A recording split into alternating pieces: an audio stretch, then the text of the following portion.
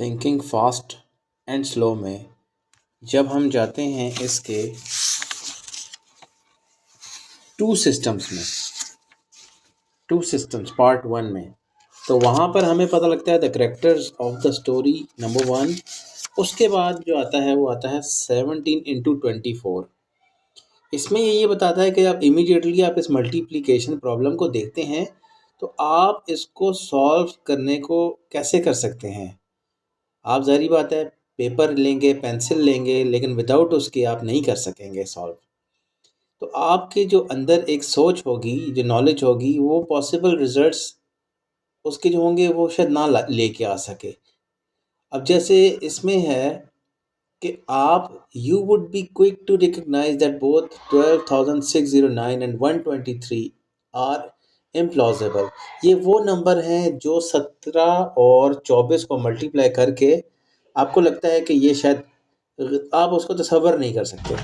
उसके बाद क्या होता है कि without spending some time on the problem फिर आप इसके हल पे आ जाते हैं कि शायद इसका आंसर 568 तो नहीं। फिर उसके बाद ये होता है कि आप अपने माइंड को एंगेज करते हैं और वो कंप्यूटेशन करने के लिए आप उससे मदद लेते हैं, यानी कि आप अपने दिमाग इस्तेमाल करते हैं और आपका जो एक्सपीरियंस होता है वो स्लो थिंकिंग की तरफ जो है वो सीक्वेंस उसका स्टेप्स चल पड़ता है।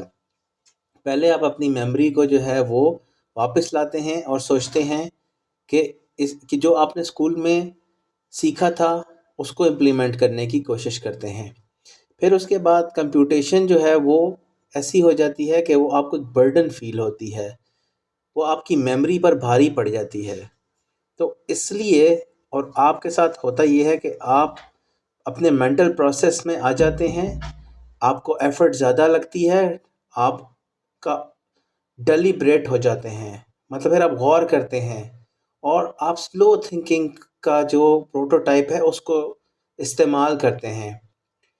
और होता क्या है कि आपका माइंड, आपकी बॉडी इसमें इन्वॉल्व हो जाती है, आपके मसल्स टेंस हो जाते हैं, ब्लड प्रेशर बढ़ जाता है, हार्ट रेट इंक्रीज हो जाती है और आप अपनी आंखों को देखते हैं तो वो मोटी हो जाती हैं।